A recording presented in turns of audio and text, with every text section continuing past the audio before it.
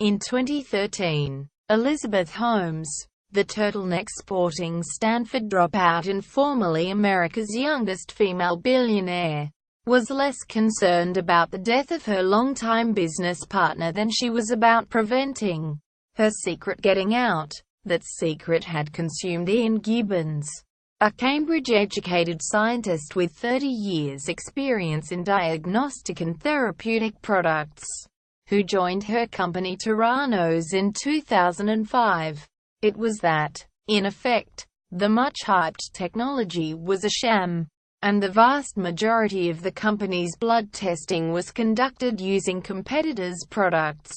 As Dr. Gibbons told his wife Rochelle, nothing was working in the lab.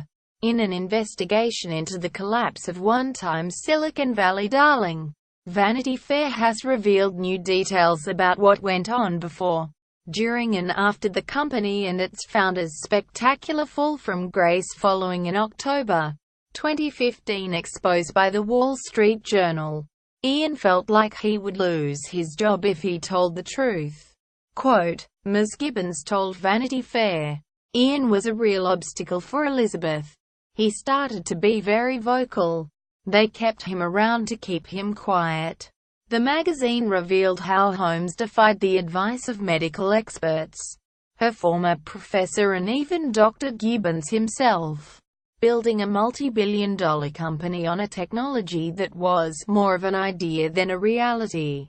Holmes raised more than $500 million from investors hyping Theranos' revolutionary blood testing technology, which she claimed could test for hundreds of diseases with a single drop of blood from the finger.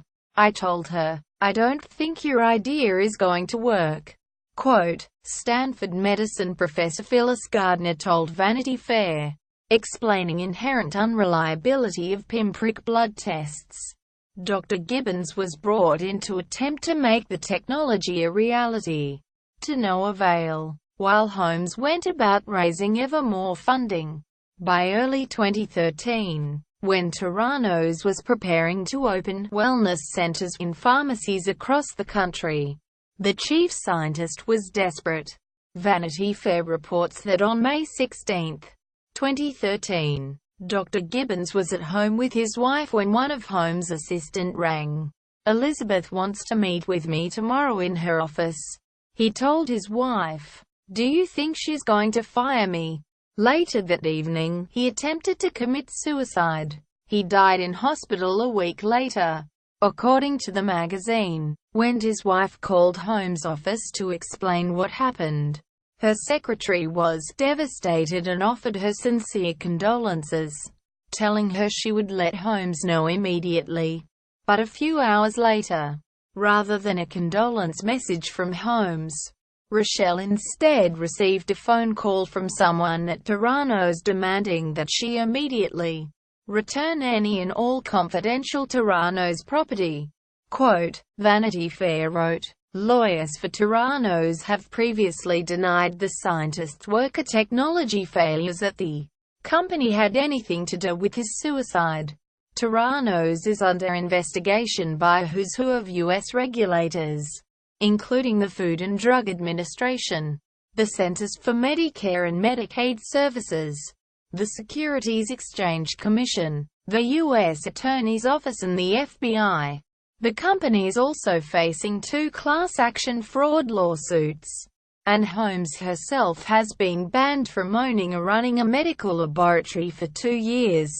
Holmes, however, has doubled down, refusing to acknowledge any problems.